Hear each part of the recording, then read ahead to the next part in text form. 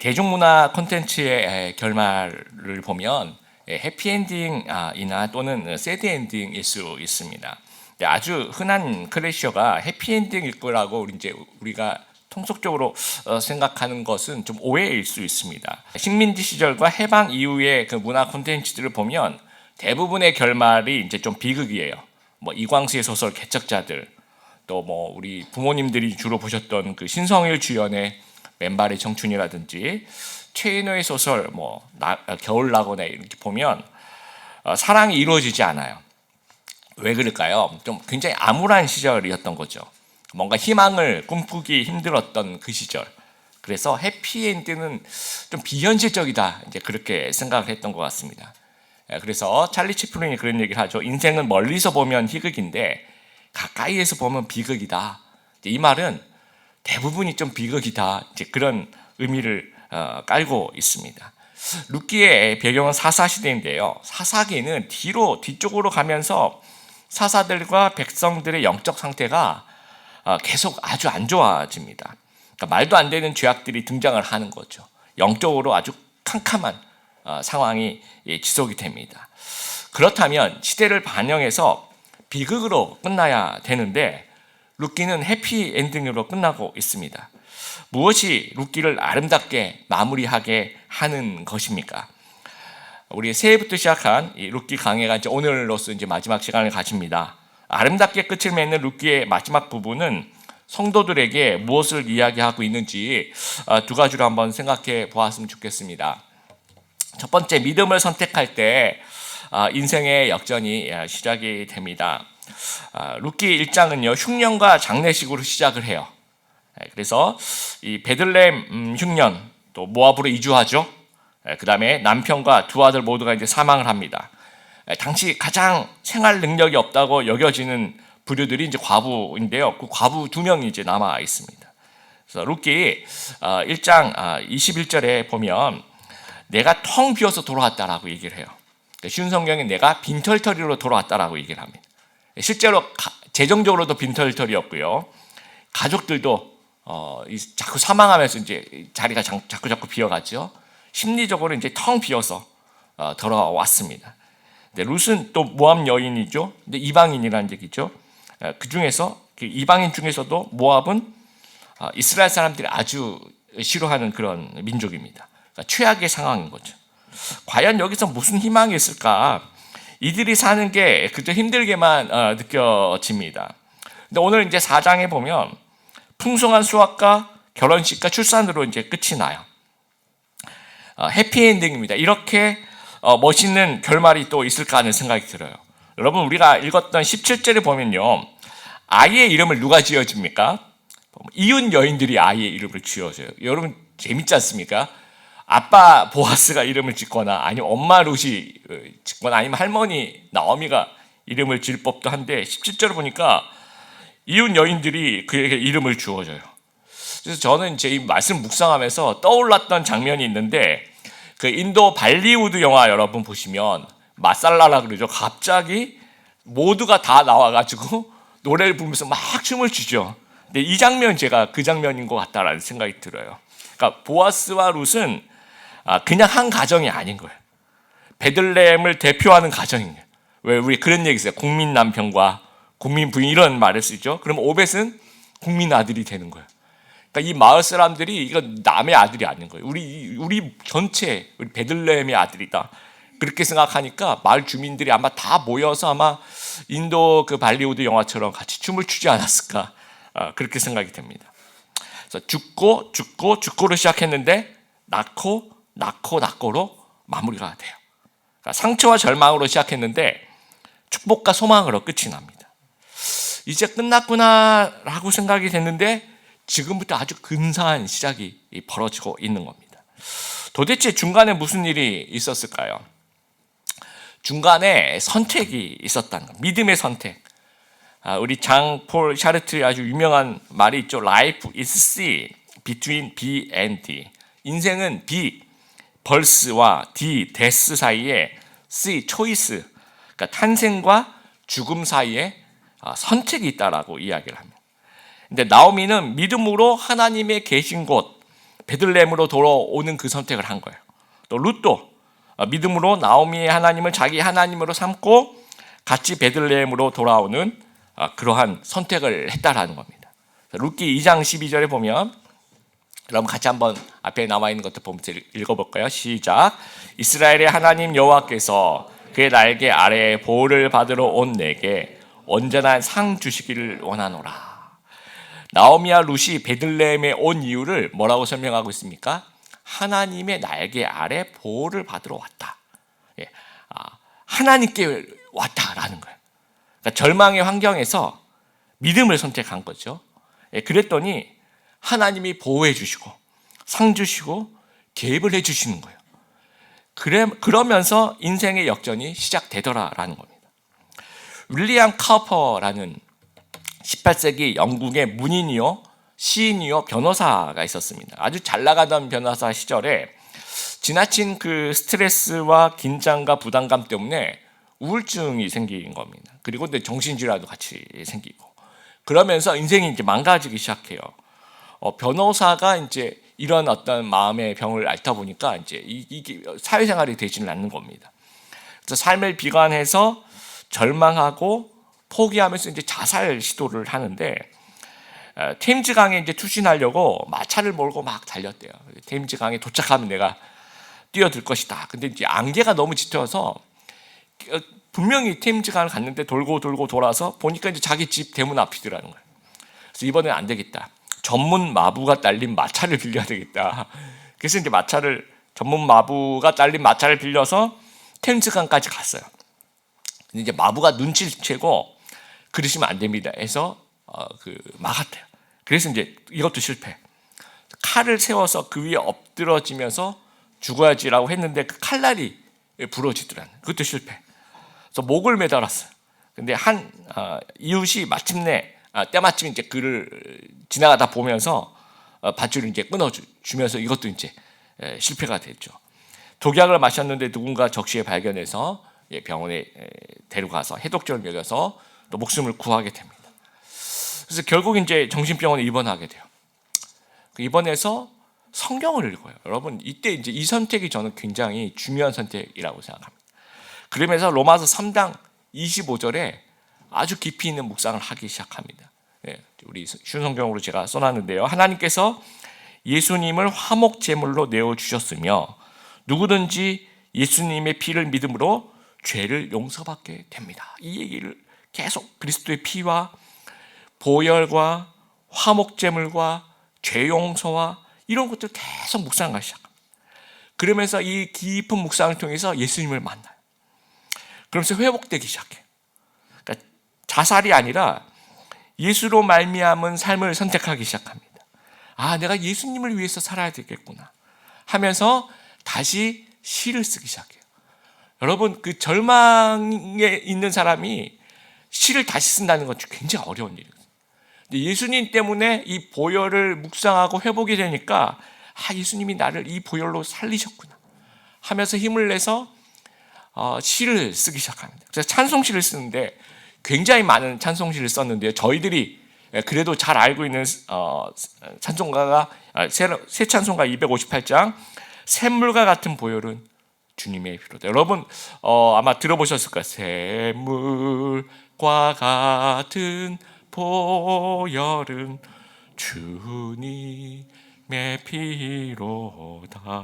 보혈의 죄를 씻으면 보혈의 죄를 씻으면 정하게 되겠네. 정하게 되겠네.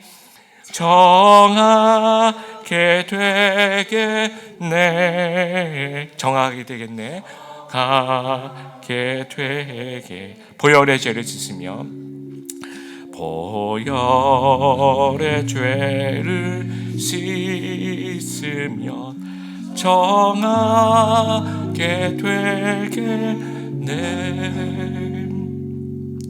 여러분, 200년이 훨씬 지난 오늘까지 전 세계 많은 교회에서 불려지는 아주 아름다운 찬송시를 쓴 이런 분이 되었다라는 거예요. 자살을 시도했던, 어떻게 보면 회복 불능이라고 생각했던 그런 사람이 예수님을 붙잡고 믿음을 선택하면서 인생의 역전이 시작이 된 것입니다. 여러분은 어디에 있습니까? 룻기 1장에 있습니까? 아니면 룻기 4장에 있습니까? 혹시 내가 룻기 1장과 같은 상황에 처해 있다. 나는 실패했다. 나는 절망이다. 나는 정말 내 삶 자체가 비관스럽다. 나는 정말 최악이다라고 생각한다면 여러분 문제에 급급하지 말게 되길 바랍니다. 내가 미리 포기하거나 결론을 내리지 말게 되길 바랍니다. 룻기는 위로의 책이에요. 예수님 안에 역전이 있는 겁니다. 여러분 가정에서 언제든지 역전이 일어날 수 있습니다. 여러분 직장에서 언제든지 역전이 일어날 수 있고 지금 내가 처해 있는 그 처지가 언제든지 뒤바뀔 수 있다라는 거예요. 만약 그리스도가 없으면 우리는 어쩌면 혼자 고생하며 살다 죽는 그런 허무한 인생일 수밖에 없어요. 근데 예수님이 계시기 때문에 예수님 안에는 언제나 희망이 있습니다.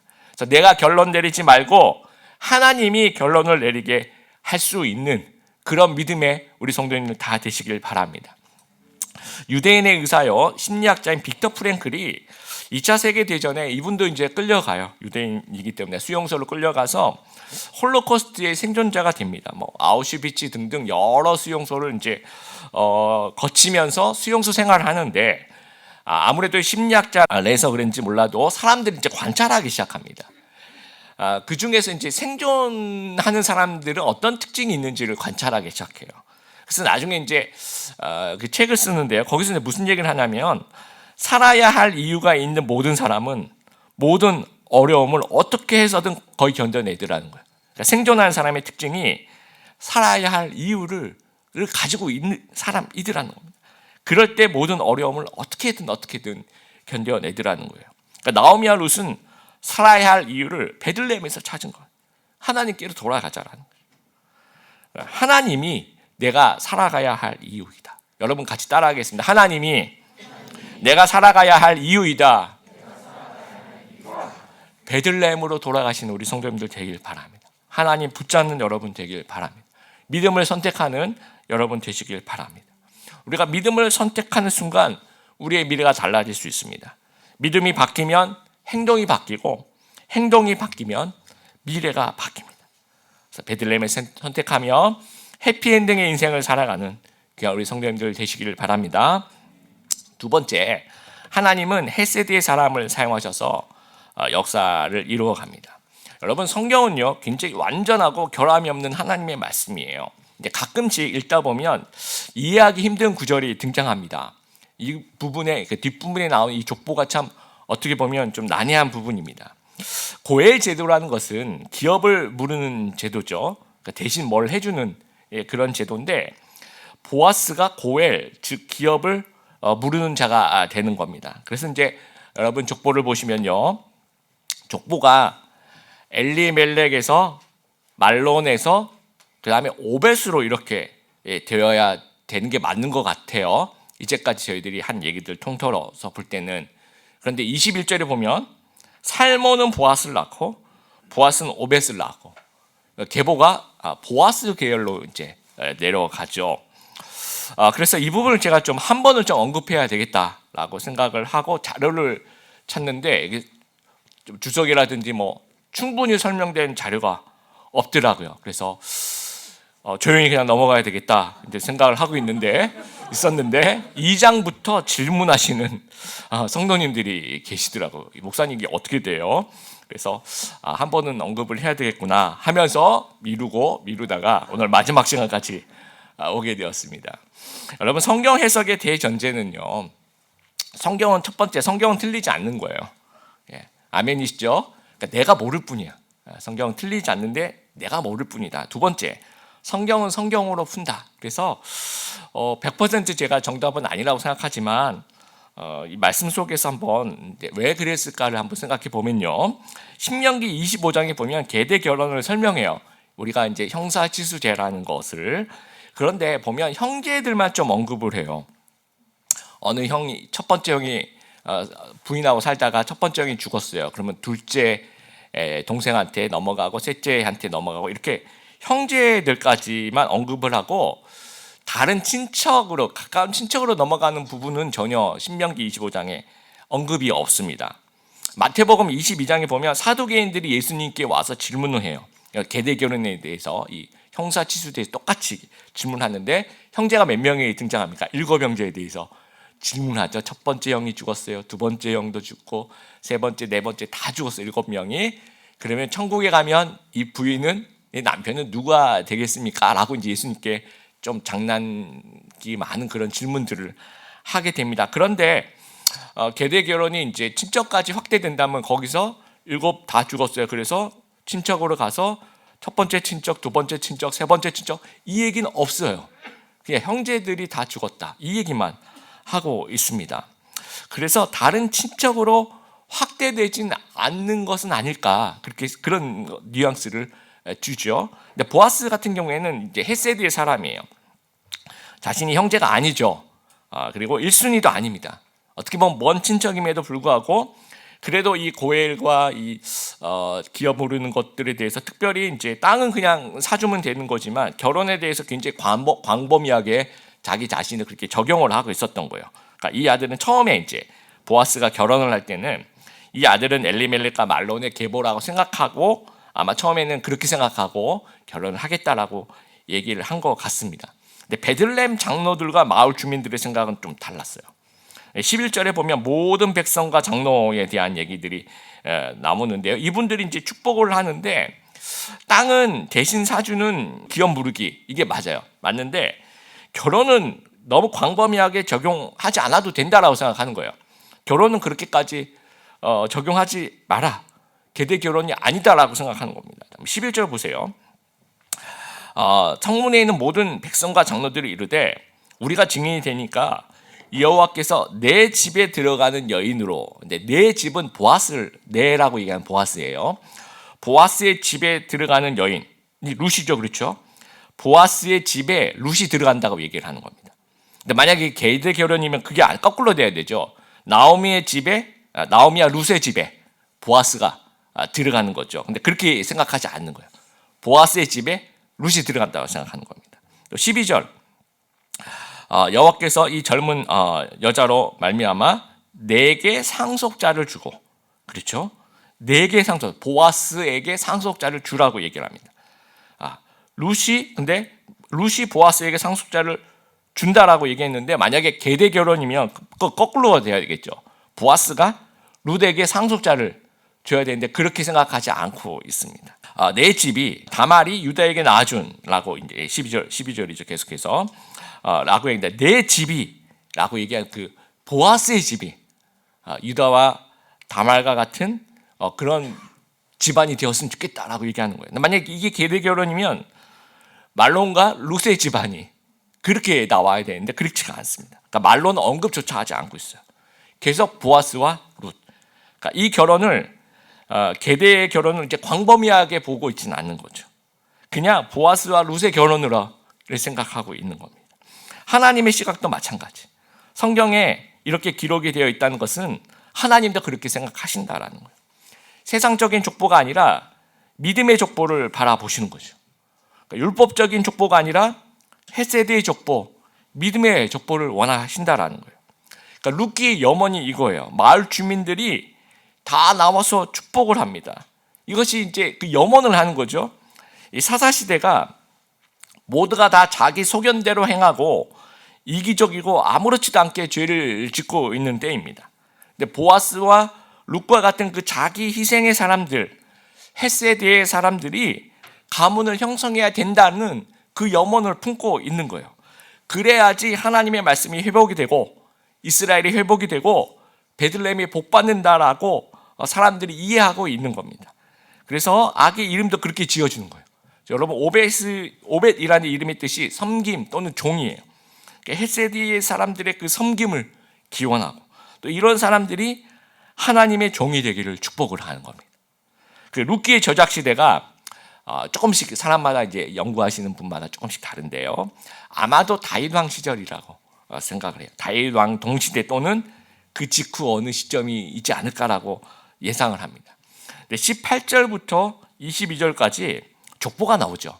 그러면 여러분 이제 18절에 이제 누구부터 나오냐면 베레스부터 나와요. 우리 같으면 유다의 아들이 이제 베레스니까 유다부터 나올 것 같은데 베레스부터 나옵니다. 그래서 여러분 그 앞에 나와 있는 것들 보면서 베레스부터 누구까지 나와요? 다윗까지 나오죠. 그러면 몇 명이 등장을 합니까? 10명이 등장을 해요.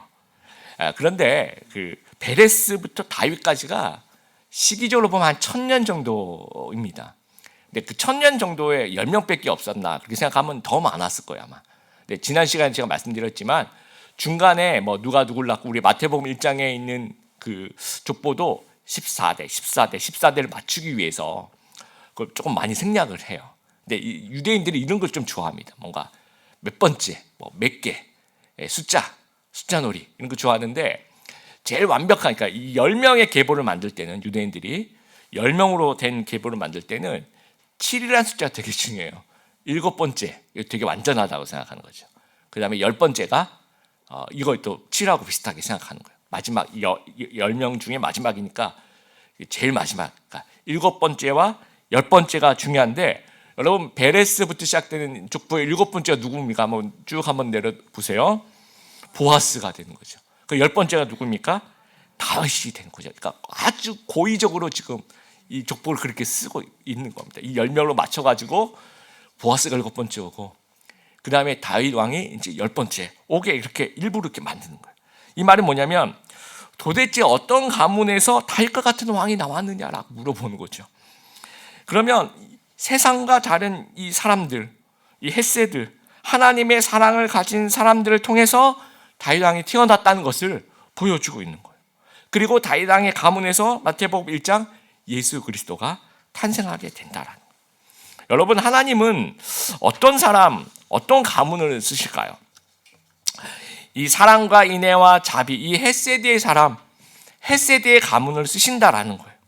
나오미와 같이 며느리들을 이 친정으로 돌려보내는 그 헷세드의 사랑을 가진 사람, 룻과 같이 시어머니를 책임지는 그 헷세드, 자신보다 가문을 먼저 생각하는 희생적인 그 헷세드의 모습, 또 보아스와 같이 어른의 모습을 보여주고 자기를 희생하면서 룻을 돕는 그런 자기 희생의 사랑을 보여준 그런 헷세드, 이런 사람들을 하나님께서 사용하신다라는 거예요. 여러분 인생을 살아갈 때 방향이 참 중요합니다. 그 퓨처 셀프라는 책이 있는데요. 거기 이제 나오는 내용인데 그 막스 프랑크 생물학적 인공 두뇌학 연구소라는 곳에서 과학자들이 이제 실험을 합니다. 실험 참가자들에게 울층한 숲으로 데리고 와서 딱 하나를 지시해요. 간단한 지시입니다. 직선으로 걸어가라는 거예요. 하여튼 직선으로 쭉 걸어가라고 얘기하는데 숲속에는 실험 참가자들을 안내하는 표지판이 없어요. 그냥 일단은 직선으로 알아서 걸어가야 되니까 각자의 그 방향 감각과 주관적인 느낌에 의존할 수밖에 없습니다. 그래서 각자에게 이제 GPS를 다 이렇게 착용을 하고요. 그리고 이제 실험이 끝난 후에 참가자들에게 물어봤어요. 똑바로 걸으셨냐? 그랬더니 모두가 다 저는 똑바로 걸었습니다. 그렇게 얘기를 해요. 저는 직선 경로를 벗어나지 않았습니다. 확신합니다. 그렇게 얘기를 하는데 실제 그 GPS 분석을 관찰해 보면 지름 20m 이내 원을 그리면서 걸었다라는 거예요. 근데 실제로 그 방향이 없으면 사람은 원을 그리면서 걷게 되는 겁니다. 산속에서 길을 잃으면 어떻게 합니까? 막 뺑뺑뺑뺑 도는 것 같은데 결국은 똑같은 데 와 있고 이제 그게 이제 그렇다는 겁니다. 과학자들의 실험이. 그래서 명확한 이정표가 없으면 인간은 말 그대로 원을 그리며 걷는다라는 거예요. 하나님은 룻기를 통해서 우리에게 어떤 삶의 기준과 이정표를 주시는 거예요. 이 방향으로 걸어가라는 겁니다. 그것이 헷세드의 모습입니다. 예수님을 닮은 자기 희생과 자비와 인애와 사랑의 모습을 목표로 살아가라는 거예요. 여러분 스티브 잡스가 1983년 그 펩시콜라의 그 CEO인 존 스컬리를 만나서 그 애플로 이제 영입을 시도를 하면서 뭐라고 아주 유명한 말 남기죠. 당신이 남은 인생을 이 설탕물이나 팔면서 보내겠는가, 아니면 나와 함께 세상을 바꿔보겠는가, 이렇게 도전을 해요. 그러니까 이 펩시콜라 CEO가 내가 설탕물을 팔고 이러면 안 되겠지 하면서 실제로 이제 애플에 같이 들어와서 세상을 바꾸겠다 들어옵니다. 여러분 인생을 우리가 설탕물 같은 목표를 따라가면서 혹시나 인생을 허비한 것은 아닌가 우리가 생각해 보길 바라요. 여러분의 목표가 혹시나 재산이다, 나의 목표는 아파트다, 나의 목표는 내 자녀가 나의 목표다, 이렇게 생각하면 이거 다 설탕물인 거죠. 왜냐하면 이것은 인생의 과정일 뿐이고 어디까지나 선택사항일 뿐이지 결코 목표가 되어서는 안 되는 것입니다.